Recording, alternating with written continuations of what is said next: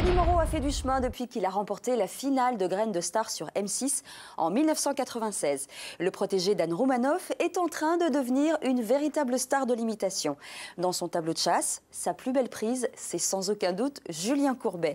Un Julien Courbet pas rancunier puisque Dany Moreau est invité régulièrement dans son émission « Seriez-vous un bon expert sur France 2 ?» Si Julien Courbet avait un jumeau, il s'appellerait forcément Dany Moreau.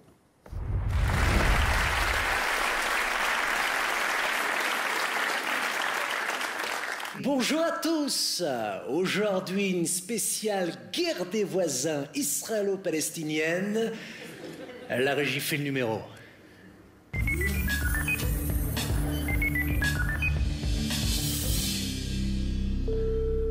Allô?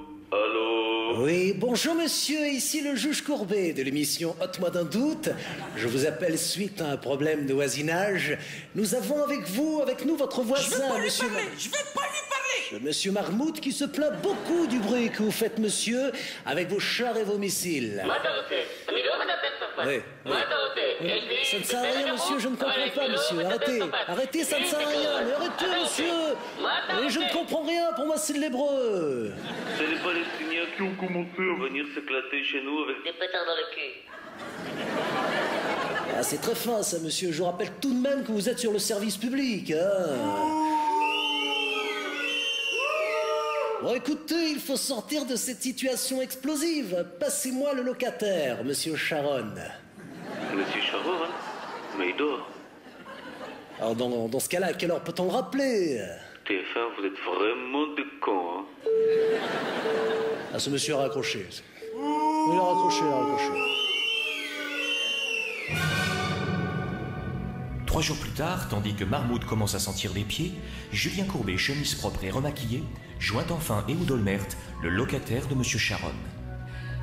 Au fait, je vends aussi une Renault Suicido, première main, intérieur alliage et jantes en cuir.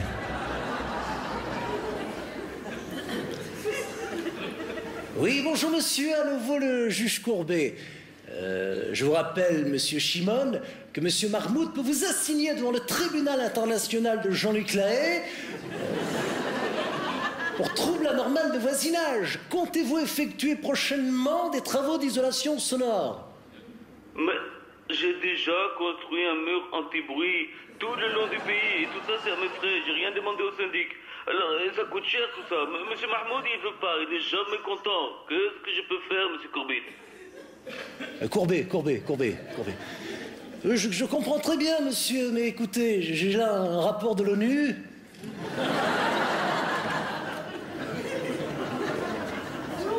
Un rapport de l'ONU qui précise que si dans la bande de Gaza, le bruit ambiant autorisé est de 5 décibels, dans la chambre à coucher de monsieur Mahmoud, on dépasse largement les 15 décibels. Vous comprendrez que ça ne peut plus durer, ça, monsieur.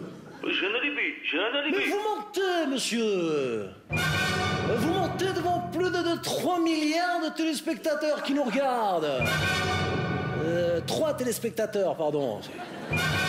J'ai un alibi. Ouais, j'ai un alibi.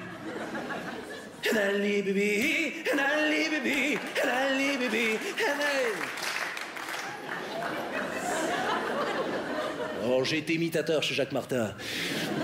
Un alibi, ça suffit, monsieur. D'ailleurs, maître Stakhanovitch et maître le maximum me confirment que d'après les accords de Geneviève, tout bombardement est formellement interdit entre 19h30 et 10h du matin. Mais enfin, monsieur Courbet, j'ai fait qu'est-ce que je veux chez les Gazaouites. Je suis chez moi, quand même. Ah, mais pas du tout, monsieur. Vous moquez de nous, là. Ils se moquent de nous. Bon, écoutez, là, j'ai comme l'impression que vous essayez de dégraisser le Mahmoud. Dois-je vous rappeler une fois de plus que Abba, il a toujours...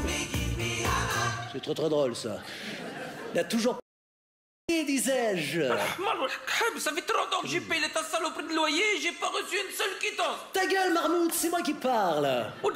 Quand on n'est pas capable de vivre en colocation avec son cousin du Hamas, on fait le canard, hein?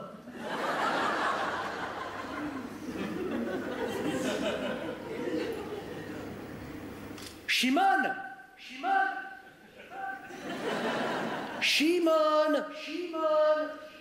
Oui, bon, écoutez, ça ne sert à rien de s'énerver. Je sais bien que votre devise est qu'il vaut mieux un grand chez les autres qu'un petit chez soi.